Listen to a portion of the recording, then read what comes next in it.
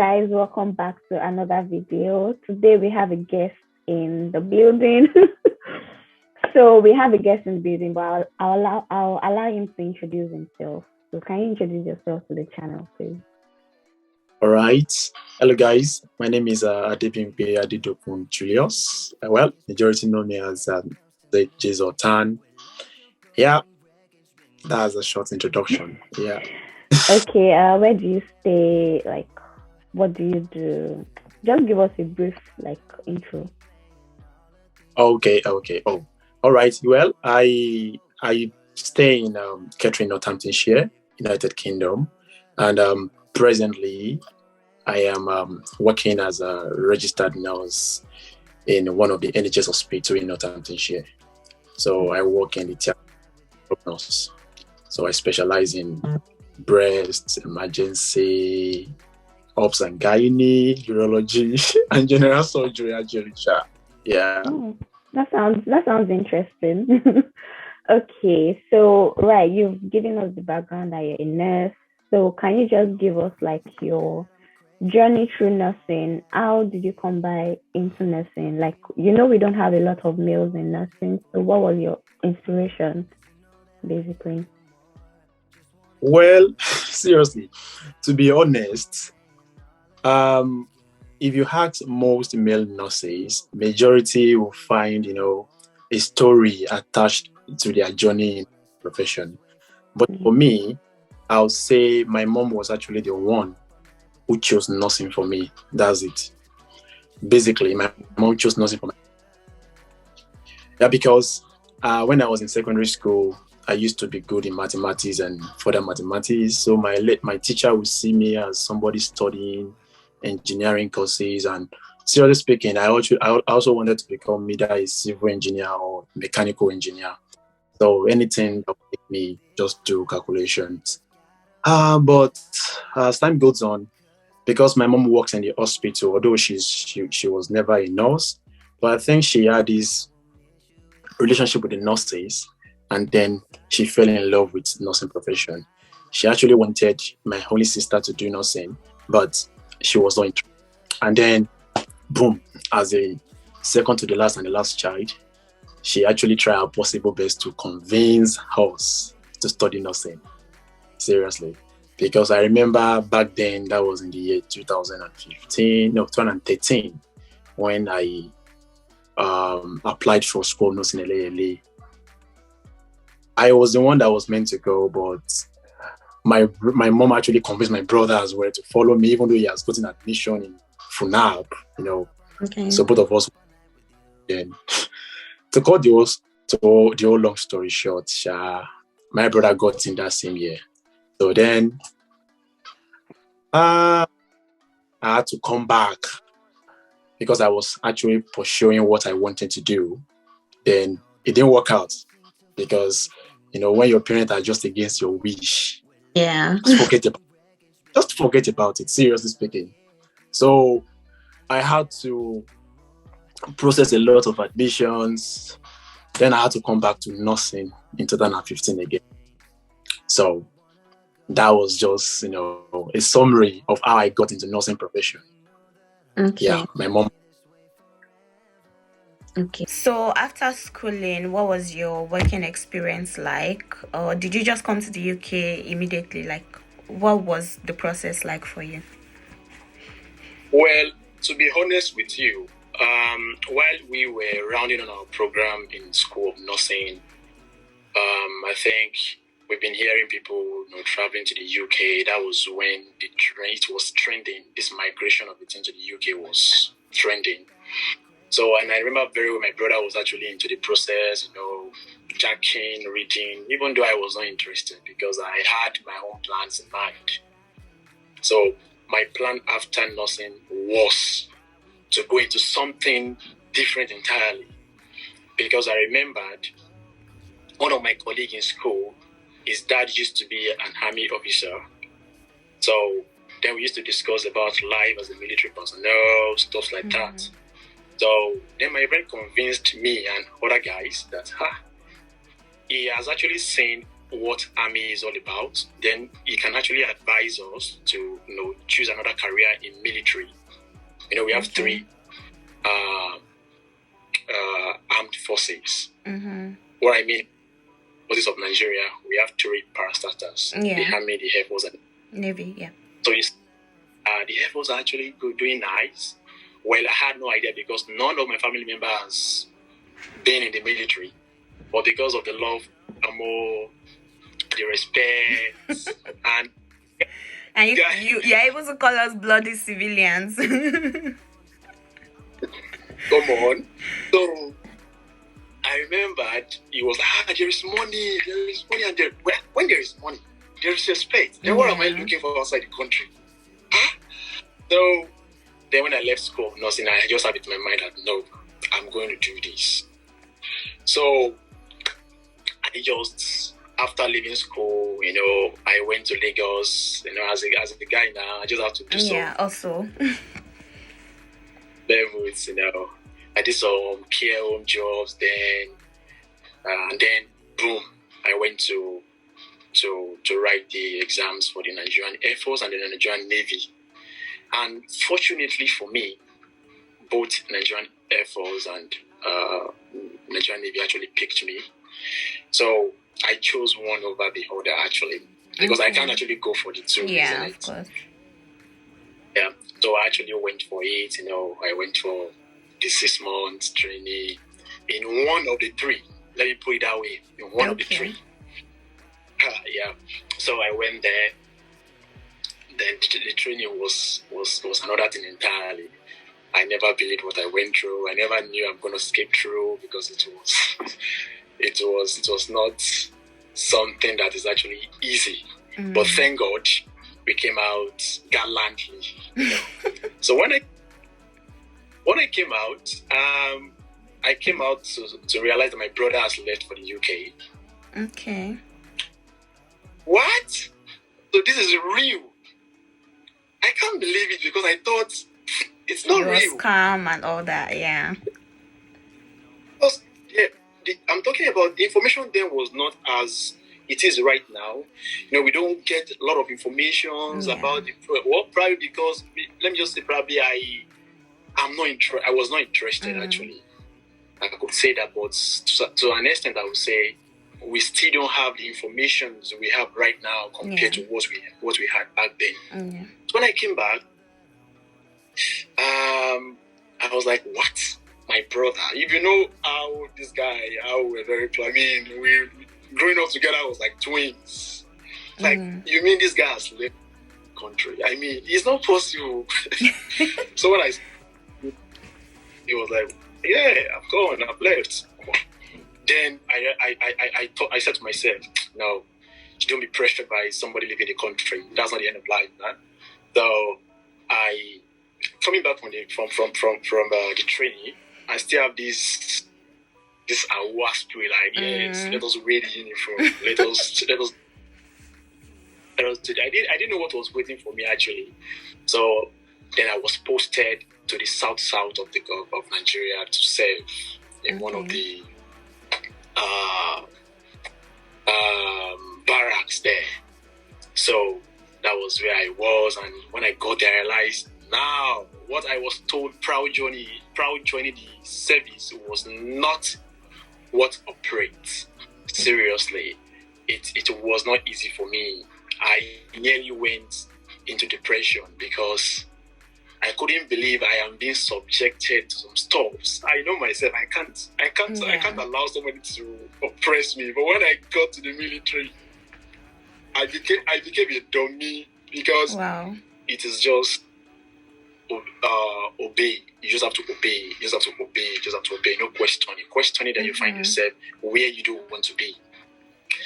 So then I think that my brother kept on putting pressure on me. Dude, you have to do this. You have to do this. You have to do. Then I started the registrations on the low key.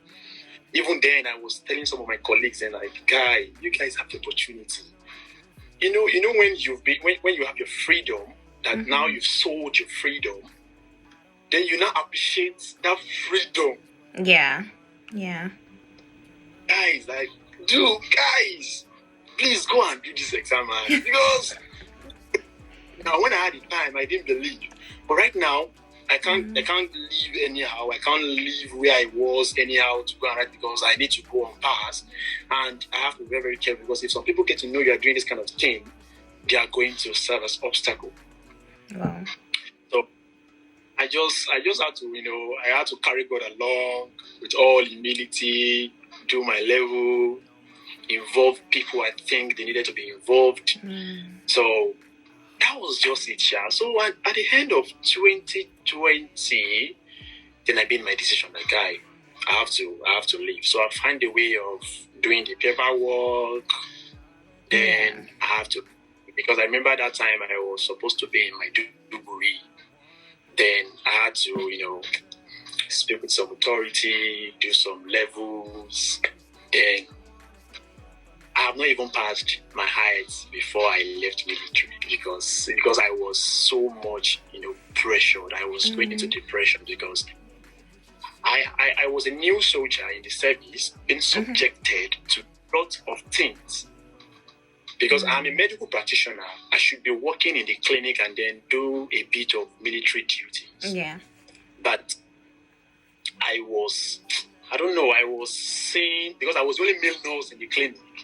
So they actually focused on me. So it was some bullshit. That's crazy. I was like, God, what am I doing here? So at the long run, to cut your story short, I thank God because when I left, the month I left, that was the month I wrote my IELTS and I passed it. Then after like 3 months, boom. Just imagine, it was so fast. It was so... I couldn't believe. I was like, so this is all this is all about. Because just imagine, I wrote my IELTS January, I did my interview March, and then I traveled April. So it was... I did my interview today, I got the result tomorrow, then I got serious the following day. I was like, is that how it happened? So it was very, very fast. So then I knew, well, everything have its own purposes because I've learned a lot of things from the training, from the service, So I thank God. So that was just there's more to the story, but I can't bore you guys. Yeah, obviously that's fine. Yeah. So what has it been like living in the UK for the past a year now? Almost a year. What has the experience been like? But seriously speaking, because of where we are coming from, it is actually a very nice experience and has actually been wonderful. Although there are a lot of challenges, the cultural shock. We have a lot of differences when it comes to culture. With the way these people does their things and the way we do our things, and then adaptation to the work system, to the environment, to the way you relate with. I find it very hard to relate with some of them, for some times, because let me just say, when I entered the theater for the first time, I wanted to run away because what thing was I've used any of this before where I was working. Where I worked, the clinic where I worked was actually a clinic for just ops and guiding theater. What I do is just emergency C-section, myomectomy, abdominal hysterectomy, some, I'm talking minor about ops surgeries. issue. Yeah. Minor, but mostly ops and guiding. So when I got there, a lot of machines. What? Now that's not even the hard part. What actually made me like, God, am I really here? Before we start surgery, we do orderly. Okay. So the surgeon comes. This comes, the ODP, the nurses, everybody comes together. Then we discuss about the patient, the whole case we have for the day or each case. Could you believe for like 15 minutes, I could not hear anything? The accents, yeah. Yeah, I couldn't. I was like, I can't believe. Are they talking to me or these people are speaking another language? But what actually complicated the situation was that we have Indians, we have Filipinos, we have Nepali, we have a lot of people who are not from the UK there. So when they speak, some of them, I think I'm hearing them speaking Indian. You know what I mean? Yeah. It complicated the whole story, actually.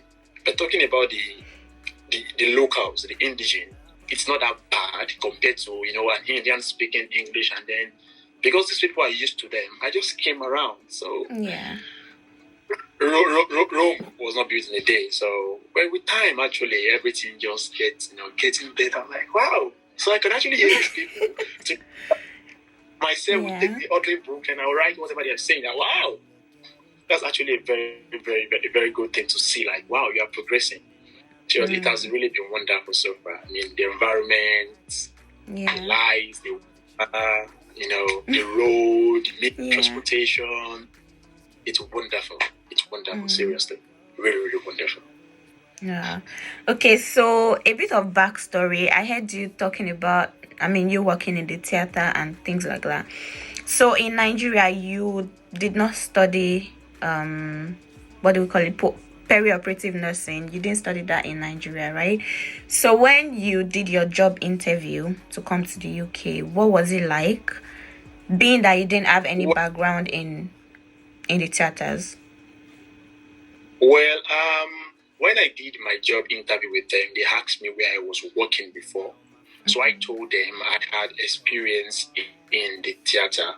Although I do work in the ward as well, but most of my experience back home was in the theater. So they asked me to highlight, they sent a list of surgeries I have done. So I had to highlight, the surgeries I have done. So it was highlighted for them. So when I came here, so they did not place me in the theater immediately. So I think there was a mixed up somewhere. So they actually placed on people who had no experience at all in the theater. So I was like, and they were asking, like, if you actually have experience in theater, the theater staff would be very, very much happy to have. So it was unfortunate for some people because they have to swap us, people. And then I feel very bad at the end that some people actually wanted to be there. And then I had to get swapped because I have experience in the theater, So, but basically, perioperative nursing in the UK, to work in the theater in the UK, I don't think most trusts they don't need you to have gone through the perioperative as a post basic in Nigeria. Okay. So I think the only post basic they really want you to showcase your certificates. If I'm not wrong, I stand to be corrected. Should be mental health. Yeah, mental health. Yeah. And I think midwifery as well. Yeah, midwifery. But for perioperative nursing, they don't really, because I've told some of my friends who have gone to study perioperium, like, if you actually want to come to the UK, you don't really need the certificate because they won't even ask you. You don't need to do CBT perioperative stuff. Oh, okay. They put you on supernumerary for some times. Thank God, because of the way we're taught in Nigeria, you will just forget about it. You used to it. Yeah. Get used to it. Just take, and if you are very, very open to learning new things, seriously speaking, I know I can be very, very hard individual. I can be very stubborn. Of course, you have the military blood, so. Even before going to the military level, I know I can be very, very stubborn. Like, when I came here, I realized I know nothing. So what is now there? What am I going? What am I going to show you level for? So I just have to, observe, do a lot of outside, learning. Lecture actually helps me a lot. When I get back home, I reflect on the day. What have I done wrong today? What have I done? Then it pays. The pays was really, really nice. The feedback from the managers were absolutely fine. I'm like, wow. So now maybe this. That's nice. Okay. You said you're living in Kettering, Northamptonshire. What's the life like there? What's the cost of living? Is it like, do you have a community of blacks or, just tell us about the place. Well, recently, we have a lot of blacks coming into the community.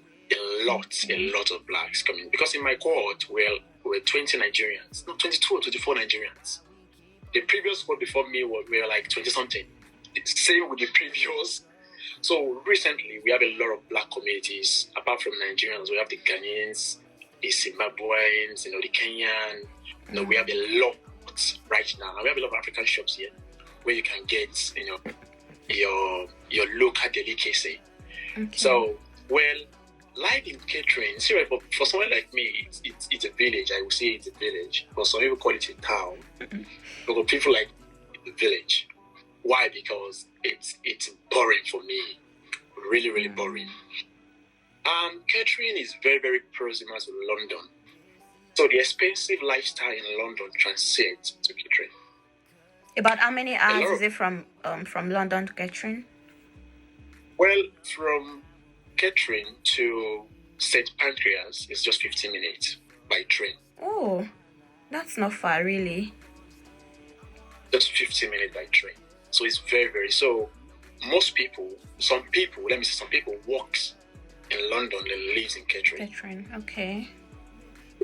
Not really bad, but for an ensuite accommodation in Catherine, you will save from £425 per month for ensuite accommodation to 550, 520. It depends on how modern the house is. Yes, okay. And for shared accommodation, you could see as low as 300, 320 for shared accommodations where you share your toilet, you share kitchen.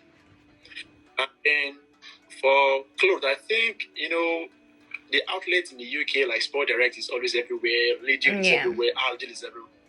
Because I think their price should be the same. Yeah, absolutely. It's the African store. You go to Wolverhampton, where my brother is in. I think the prices at which they sell some African stuff is actually different from what we have here, because they take advantage that we are just two. We are only two African shops here. We are only four. So they actually want to make a lot of profit from people. Because recently, like I said, we're having a lot of black community here, and then we have a lot of Indians. And Indians, African, Caribbean food. Yeah, it's about food the is same. kind of similar. So that's just what catering. Yeah, not bad. At least we have a cinema. We have a bowling center. They used to have this Wake State Park. It's very big, like very, very big. I think that's one of their most, the level with if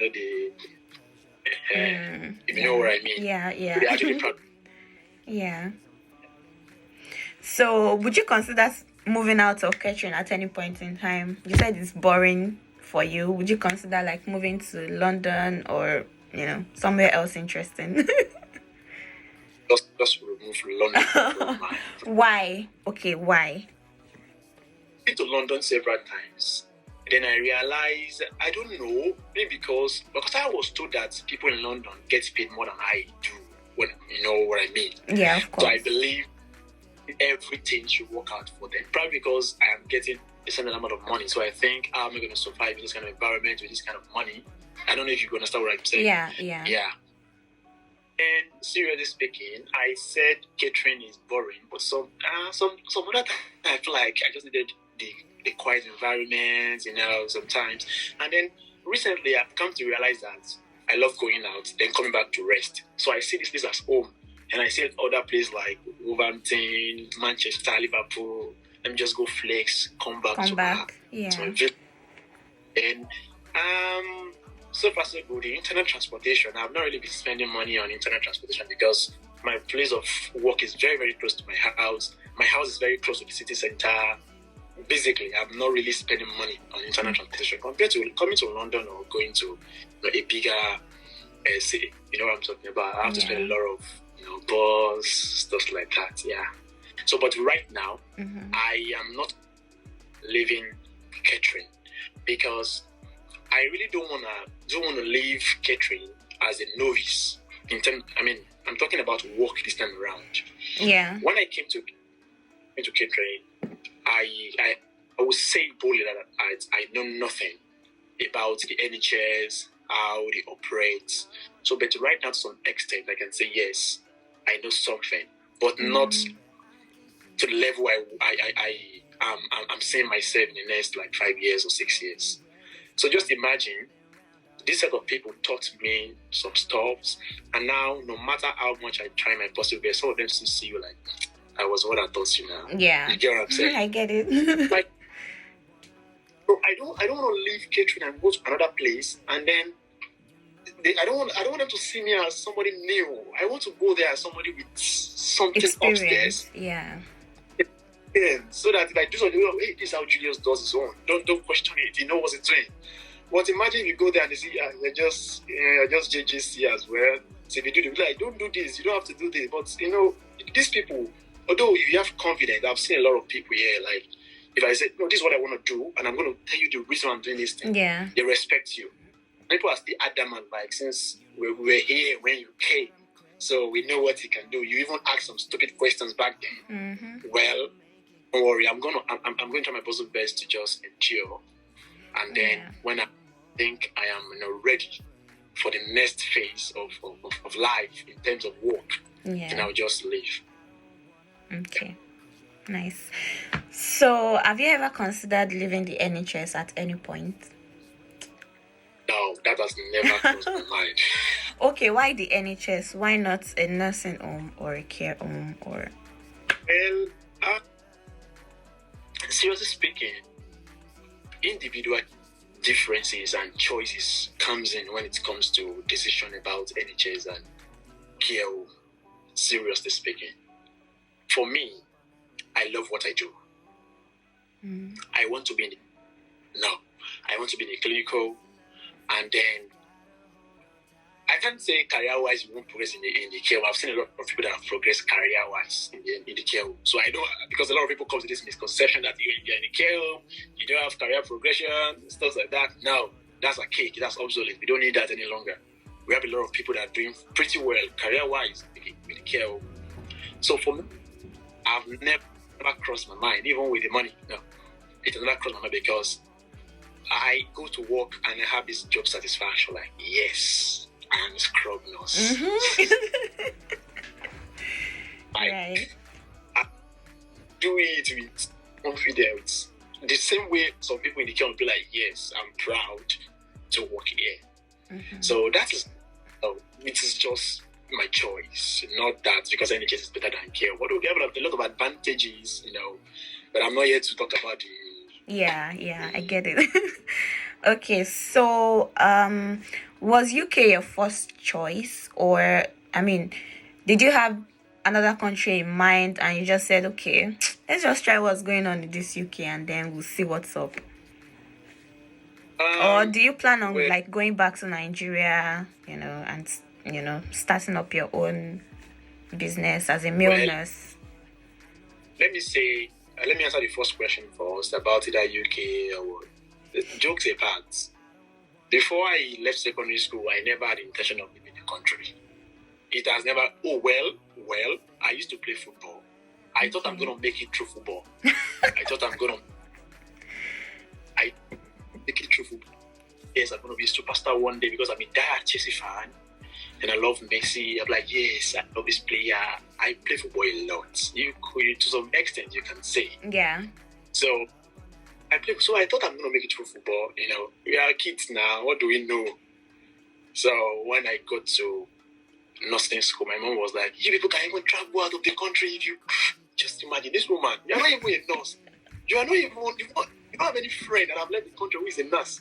So that prophecy, like I remember when we went for the form, Miss Adigoki, Mrs. Folarin was like, "So you guys are a brother. So you want to leave Nigeria?" That was a statement. Seriously, that was many years ago. Yeah. So we're laughing. So when we were in school of nursing, it has never crossed my mind leaving the country. But not trend. It was trends. For me, it was trends. It was when I got to the UK, I was like, oh, what are the other options I have? So basically, I did not really have anything in mind. I thought I'm going to make it through football, play football, go anywhere in the world. But that traveling out has always been there since childhood. Like, yes, they call me Bado Impo because when it's Amatan in my area, in Kyogo, it's very, very cold. Okay. So I remember I used to wear this jacket, wear gloves, you go Babaloyibo, that is abroad, you know. Yeah. So let me not say that, but as far UK, US, Canada, for me, it was something that just came to my front. I did, and I am here. So I never can tell in the future with the US or Canada. Yeah. It depends on what the future, you know, brings. So because man proposes, God disposes. Do you have any other thing you would like to add?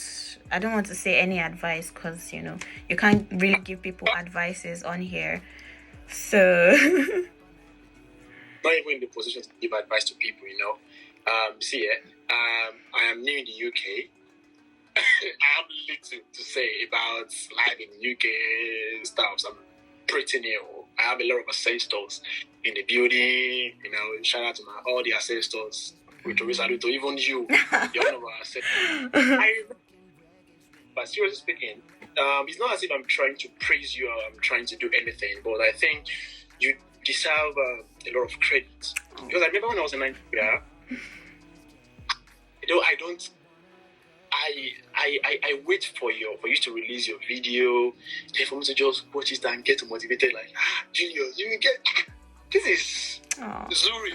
You guys have now. She's like miles away. Yeah. Like, you can do this thing. That really serves as motivation for me. And then I remember my brother, that guy peppered me with fine pictures. That pictures motivate me, like, yes, I can be fresh now. So these people that let me come out fresh too. So seriously, that really, really motivated me because I know, it's very easy to be motivated when it's somebody that you've been together with, like, they've left. These are my people. These are people these are people I've talked with one-on-one, I've touched, So it's really a job well done on your part, because I know it's not only me. There will be a lot of people out there that your video, your vlogs, and a lot of videos you put out there are actually motivated. So I remember back then, Sheg would come and say, I'm the person to view you to watch your video. Yeah. I remember. Thank you very much. I really appreciate that. Don't worry. When I have time, I'll go through your comment section. I said one day I want to be on this your channel. Yeah, so, I'll try and look. I think I can actually remember what video it is. If I see it, I'll try and put it on the screen for people to see.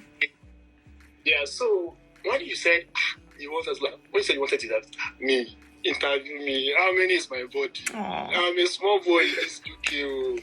I really appreciate it. Thank you very much for saying it.